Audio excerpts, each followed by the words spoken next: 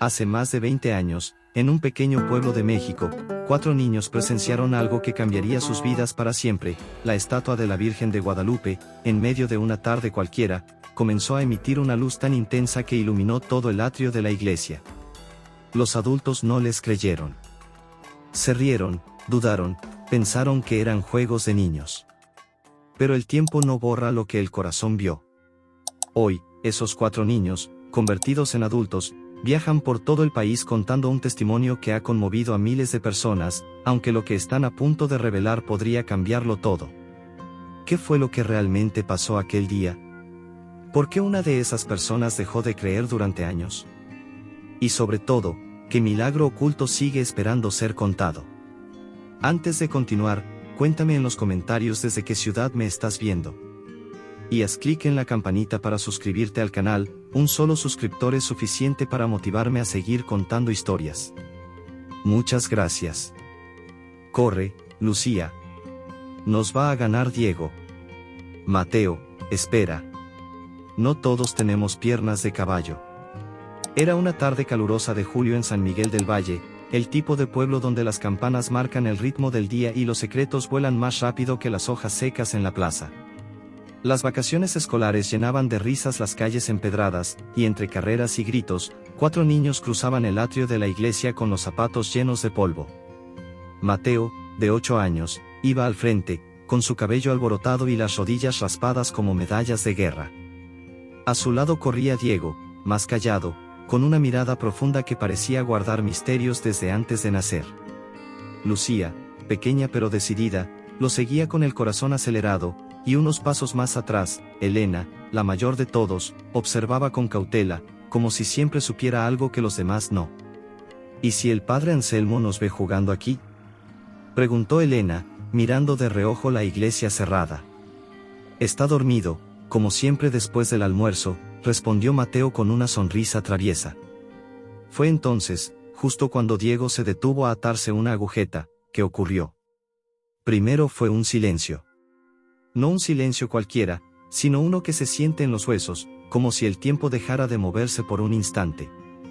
Luego, un leve aroma a rosas frescas, imposible en un lugar tan seco y polvoriento como ese.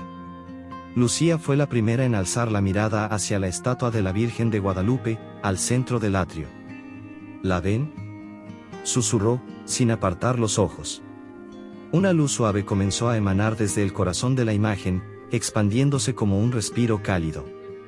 No era fuego. No era el sol. Era algo más. Algo que ninguno de ellos podría explicar con palabras exactas. La piedra parecía latir con vida propia. ¿Qué está pasando?, balbuceó Elena, dando un paso atrás. ¿Es un truco?, preguntó Mateo, aunque su voz temblaba. Diego no dijo nada. Sus ojos estaban fijos en la imagen, y, aunque nadie más lo notó en ese momento, una lágrima rodó por su mejilla. La luz se volvió más intensa por unos segundos, envolviendo a los 4 niños. Y entonces, tan repentinamente como había aparecido, se desvaneció. Todo volvió a la normalidad, el calor, los pájaros, el murmullo del viento. La estatua estaba en silencio, inmóvil. Como siempre. ¿Lo vieron, verdad? Lucía miró a los otros, desesperada por confirmar que no había sido un sueño. Sí, lo vi, susurró Elena, aún paralizada. Yo también, dijo Mateo, y por primera vez, su voz sonaba seria. Pero Diego no respondió. Caminó lentamente hacia la estatua y apoyó una mano en la base de piedra. Murmuró algo apenas audible, como si hablara con alguien invisible. ¿Qué dijiste, Diego?, preguntó Lucía. Nada. Mejor vamos a casa. Ese mismo día, los niños corrieron con entusiasmo a contar lo que habían visto. A sus padres, a sus vecinos, incluso al padre Anselmo. Pero las respuestas no fueron las que esperaban. ¿Una luz? ¿De la Virgen? No digas tonterías, Mateo. Seguro fue el reflejo del sol, les dijo una vecina. Ya están demasiado grandes para inventar cuentos, sentenció su maestra. Incluso el sacerdote, al escucharlos, solo suspiró. A veces la imaginación de los niños es más poderosa que la realidad. Vayan a jugar. Esa noche, en sus casas, cada uno sintió algo distinto. Elena no podía dormir, reviviendo la sombra que creyó ver detrás de la estatua. Mateo, por primera vez, no sentía ganas de hablar. Lucía rezó en silencio con los ojos cerrados, mientras su madre le acariciaba el cabello. ¿Y Diego? Diego se quedó mirando al techo por horas, con las manos entrelazadas y el corazón latiendo fuerte. Pero antes de cerrar los ojos, murmuró una sola frase. Ella me habló. ¿Quién le habló? ¿Qué le dijo? ¿Y por qué Diego no quería contarlo? El día siguiente amaneció con un cielo encapotado, como si el mismo cielo supiera que algo importante había ocurrido. Diego llegó tarde a la escuela, con ojeras y la mirada baja. Elena no dejaba de observarlo desde su pupitre. Mateo, inquieto como siempre, se balanceaba en la silla, mientras Lucía no decía ni una palabra. Durante el recreo, se reunieron junto al gran árbol de jacaranda del patio. Dilo, Diego. ¿Qué te dijo la Virgen? Susurró Lucía, mirando alrededor para asegurarse de que nadie escuchara. No fue exactamente con palabras, murmuró él. Fue como si la voz me hablara por dentro, pero yo no la escuchara con los oídos. ¿Y qué te dijo? Insistió Mateo, cruzado de brazos. Diego bajó la mirada. Me pidió que guardara silencio. Que todo se sabría, a su tiempo. Elena se alejó unos pasos, frustrada. ¿Y mientras tanto todos creen que estamos locos? No es justo. No podemos obligarlos a creer, dijo Diego con calma, pero sus palabras parecían no bastar. Esa tarde, los cuatro volvieron al atrio. Querían que la luz se repitiera, que algo les confirmara que no fue un simple juego de luces. Pero todo estaba en silencio. No había aroma a rosas, ni calor en la piedra, ni susurros. Solo la estatua, tan inmutable como siempre. Fue entonces cuando Lucía, al rodear el confesionario vacío, notó algo raro. Una de las tablas del piso de madera estaba floja. La levantó con esfuerzo y sacó un sobreviejo, sellado con cera deshecha por el tiempo.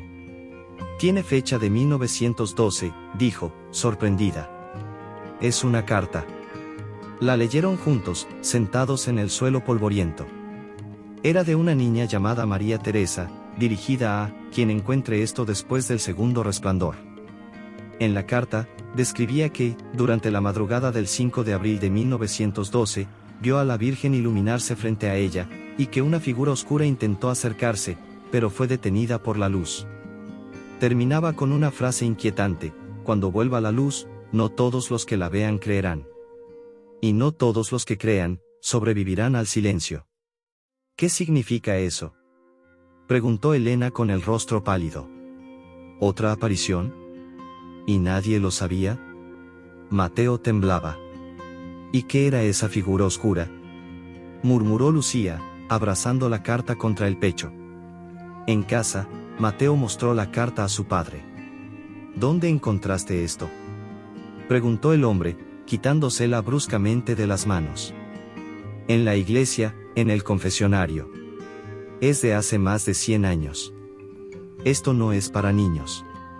No te metas en cosas de adultos, dijo su padre, guardándola en un cajón con llave. Al día siguiente, nadie más supo de la carta.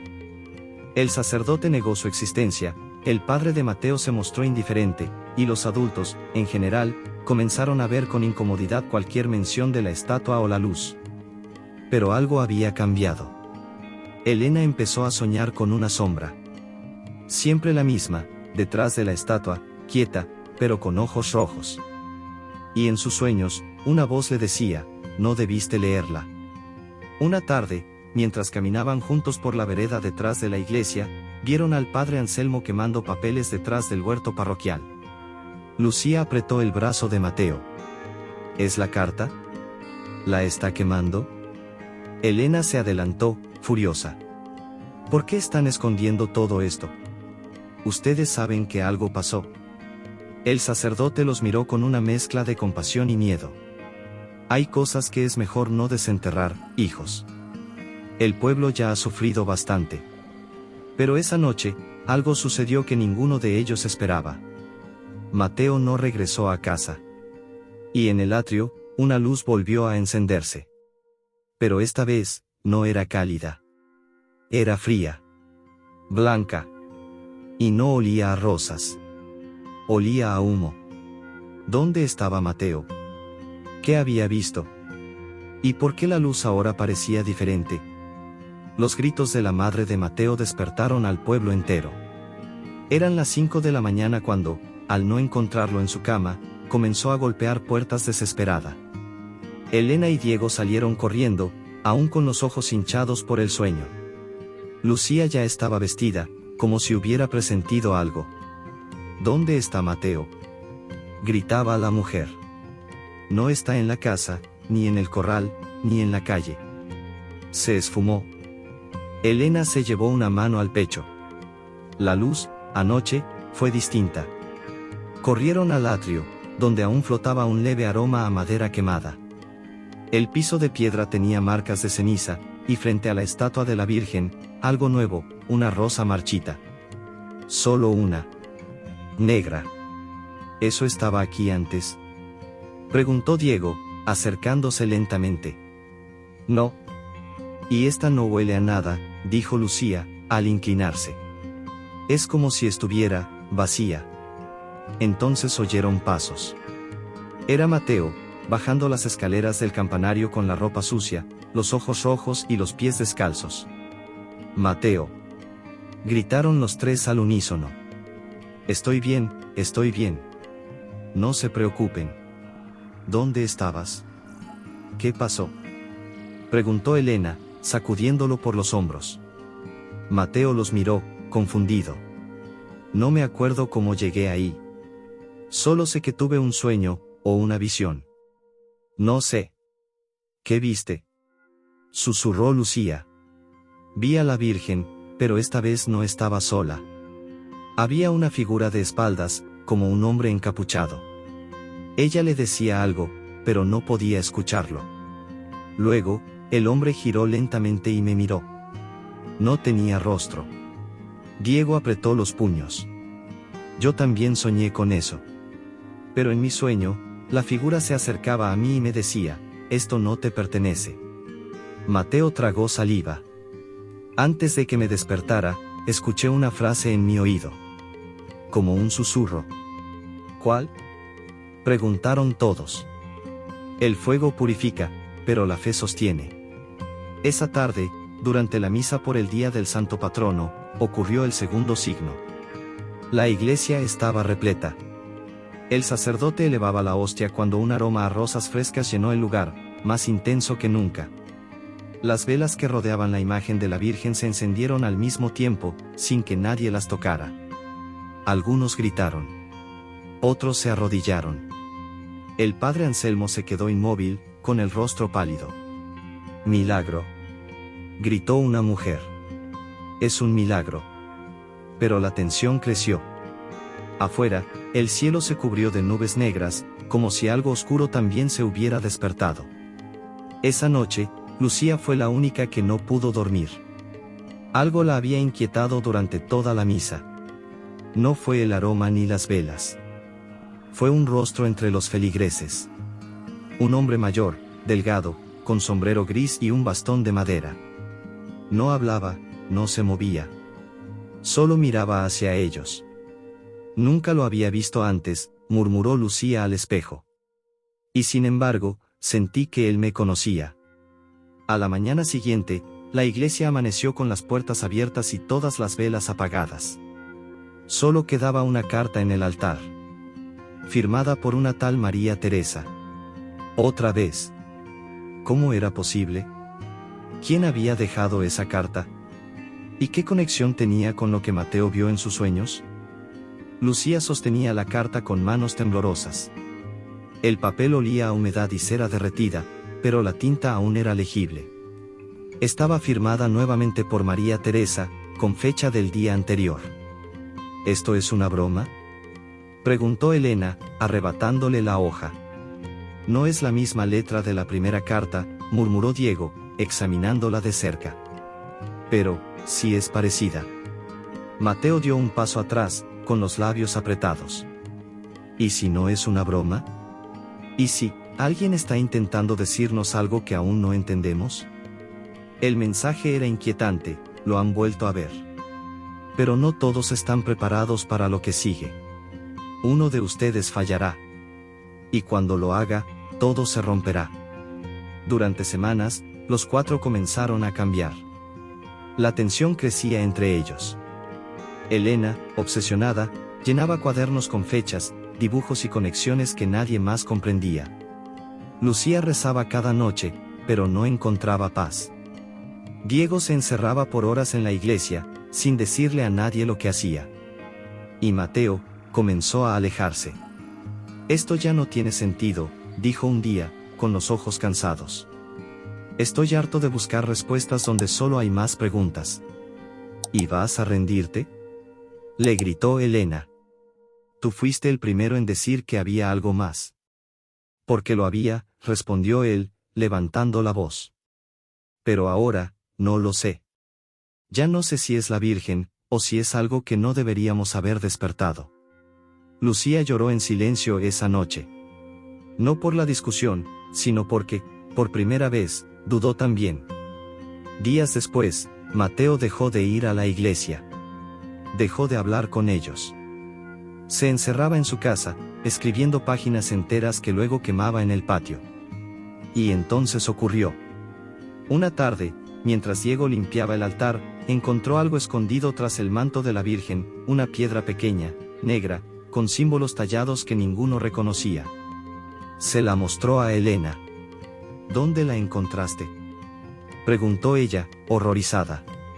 Estaba oculta detrás de la imagen. Como si alguien la hubiera dejado ahí a propósito. Esa noche, Lucía despertó gritando. Había tenido una pesadilla. Veía a Mateo, solo, en el campanario, repitiendo sin cesar una frase. Yo no rompí nada, yo no rompí nada. Al día siguiente, se confirmó el quiebre.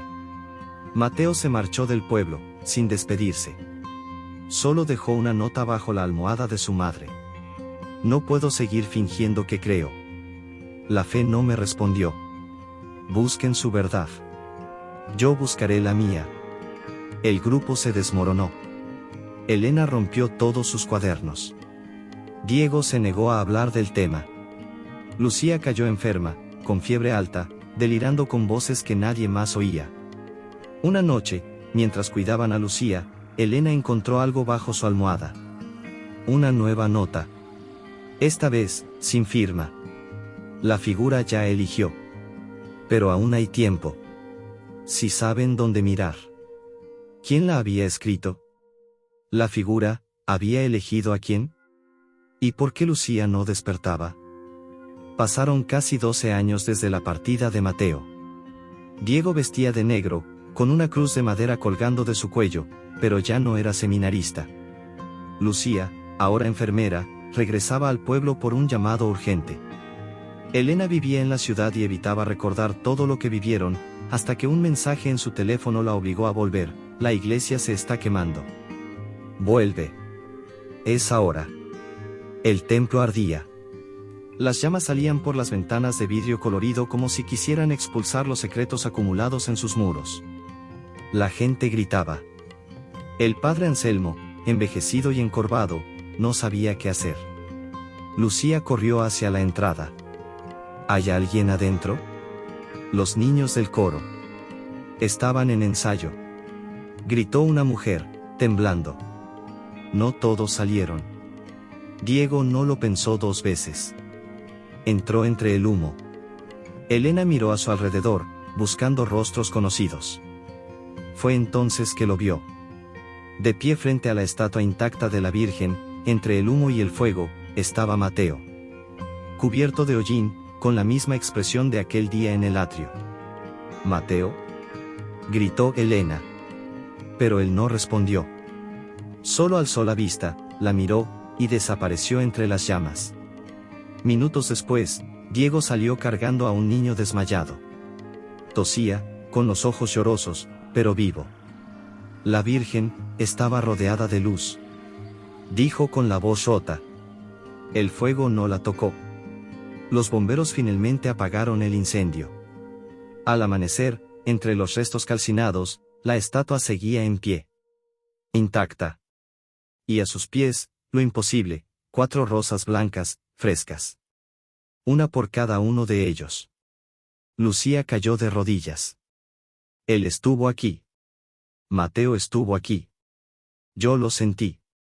Esa noche, se reunieron en la casa de Elena, en completo silencio. Los años no habían borrado las heridas, pero algo invisible los unía otra vez. Mateo volvió, dijo Diego, con certeza. ¿Y si nunca se fue? Murmuró Lucía. ¿Y si ha estado buscándonos desde el otro lado? Elena sacó algo de su bolso, una hoja chamuscada, rescatada de la iglesia. Esto estaba detrás del altar. No entiendo todo lo que dice, pero miren el nombre. La hoja era parte de un manuscrito antiguo. Hablaba de una niña que había visto la luz 2 veces, y de 4 elegidos que serían prueba viva de un milagro por venir. Al pie de la hoja, un nombre escrito a mano con tinta seca, María Teresa de los Dolores, año 1912. Ella profetizó nuestra historia, dijo Diego, atónito.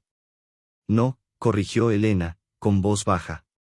Ella anunció algo que aún no ha pasado. Dijo que el verdadero milagro llegaría cuando los 4 estuvieran listos, y uno de ellos estuviera a punto de caer. Lucía se llevó una mano al pecho. Yo, fui al médico hace 2 días. Me dieron los resultados. Se hizo un silencio brutal.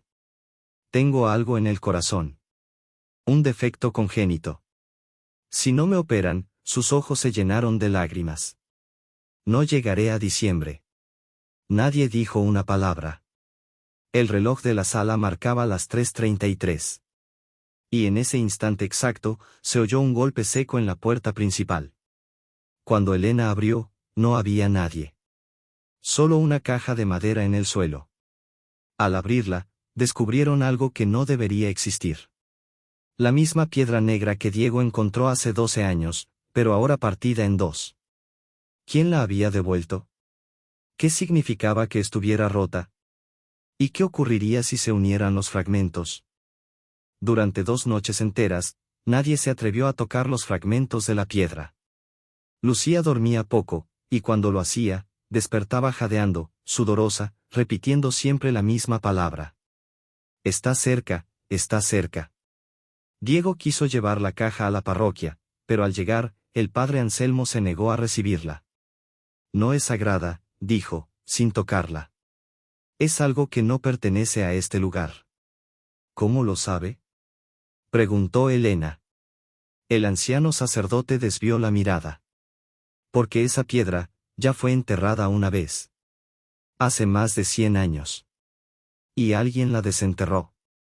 Esa misma noche, Mateo volvió a aparecer. Lucía lo vio primero. Desde la ventana del cuarto donde dormía, lo distinguió parado junto a la estatua de la Virgen, con una mano extendida. Quiso gritar, pero no pudo. Cuando logró moverse, bajó corriendo. No había nadie. Solo una huella marcada en el polvo del atrio, descalza. Diego propuso reunirlos en la iglesia, sin permiso, después de la última misa. Elena llevó los fragmentos de la piedra. Lucía, sus estudios médicos. Y Diego, una cruz pequeña, la misma que llevaba desde que era niño. Hoy soñé con Mateo, dijo Diego. Estaba en un cuarto blanco. Me habló. ¿Qué te dijo? Preguntó Elena, ansiosa. Que no nos asustáramos. Que todo tenía sentido, pero aún no lo veíamos. ¿Y entonces? Lucía se llevó una mano al pecho. ¿Qué hacemos con esto? Diego extendió su palma. Los 2 fragmentos de la piedra negra se tocaban. Por primera vez, parecía que encajaban de forma perfecta, como si nunca se hubieran roto. Al unirlos, un pequeño crujido resonó en la iglesia vacía. No fue un sonido natural. Fue seco. Intenso. Como el eco de algo sellado. Las velas encendidas parpadearon violentamente.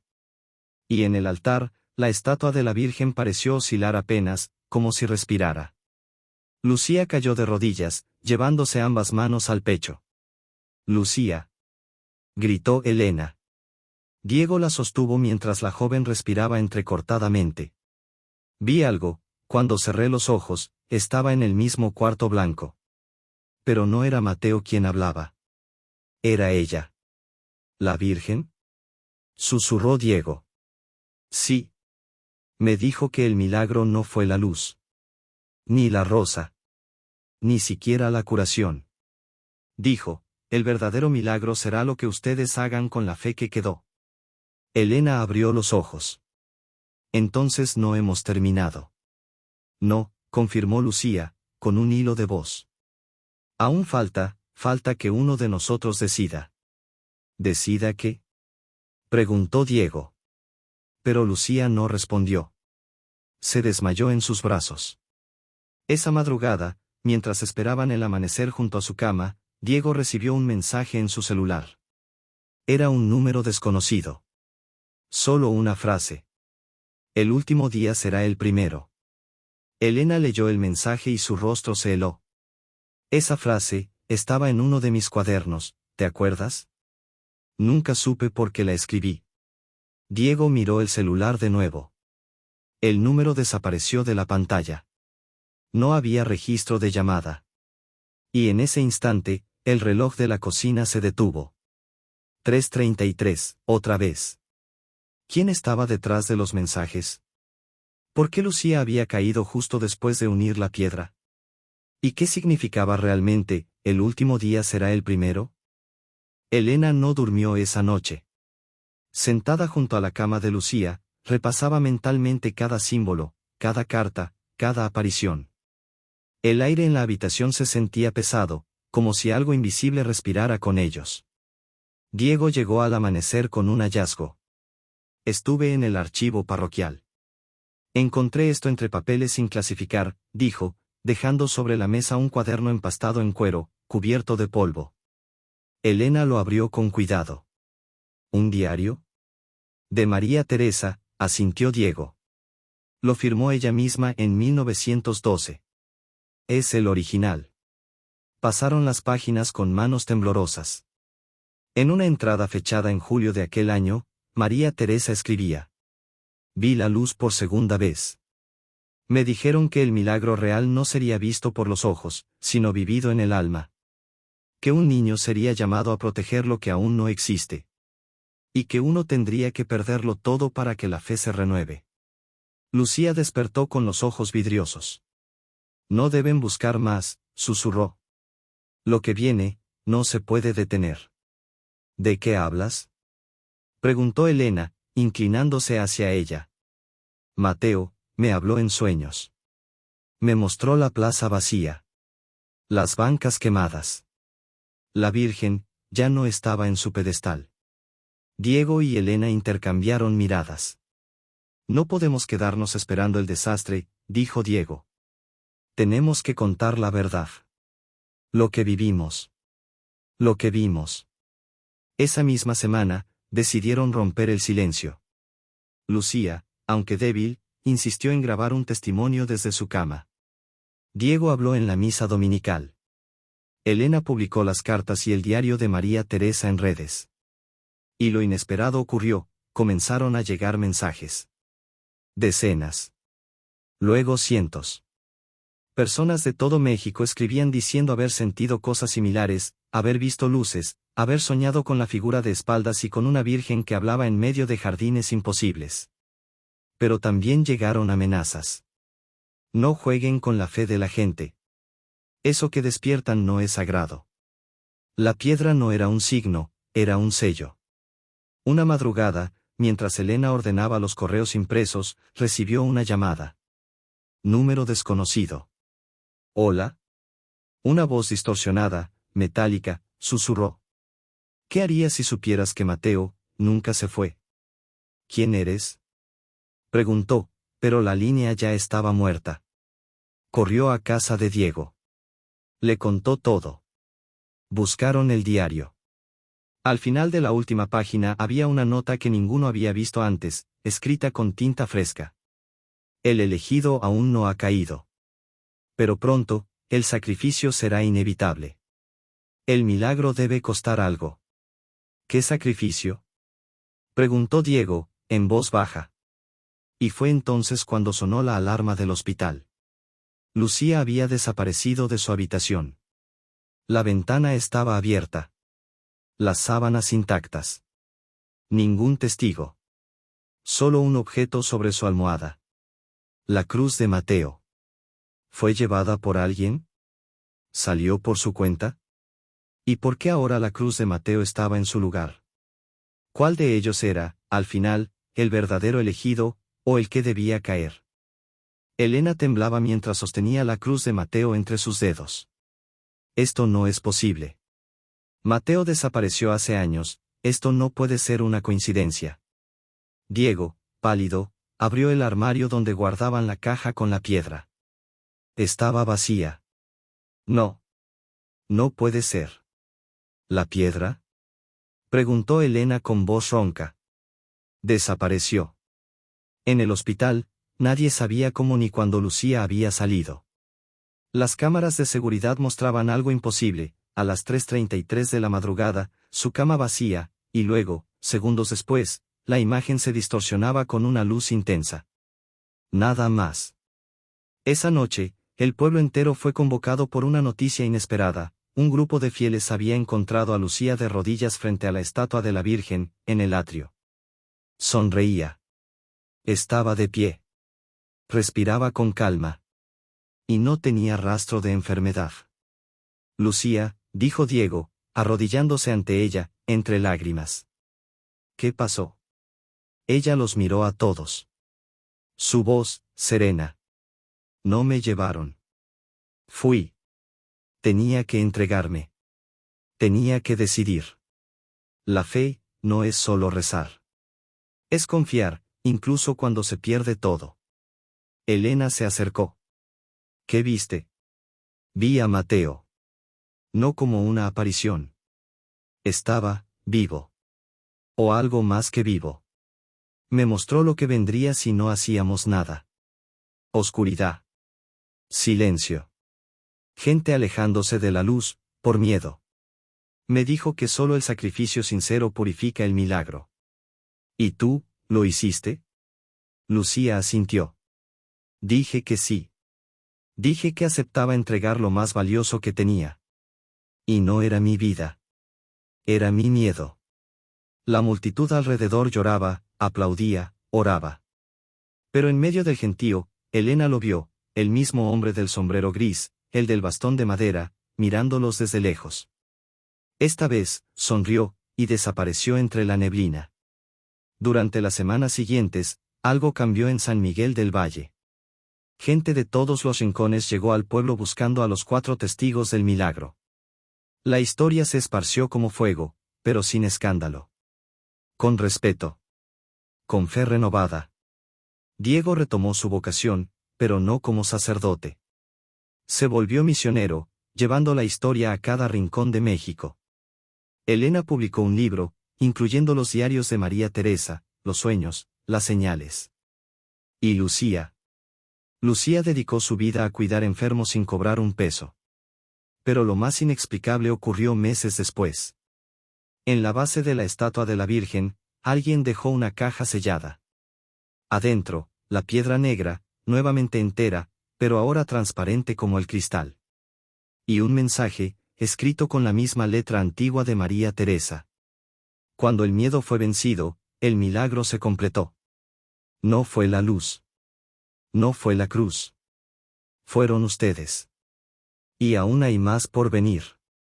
Hoy, esos 4 niños, ahora adultos, recorren iglesias contando su historia. Nadie volvió a dudar de lo que vieron aquel verano. Porque el verdadero milagro no fue que la estatua brillara, sino que ellos jamás dejaron de creer, incluso cuando todo parecía perdido. ¿Y Mateo? A veces, justo a las 3:33, alguien afirma verlo al fondo del templo. Sonriendo. Como si cuidara en silencio, lo que aún no ha terminado.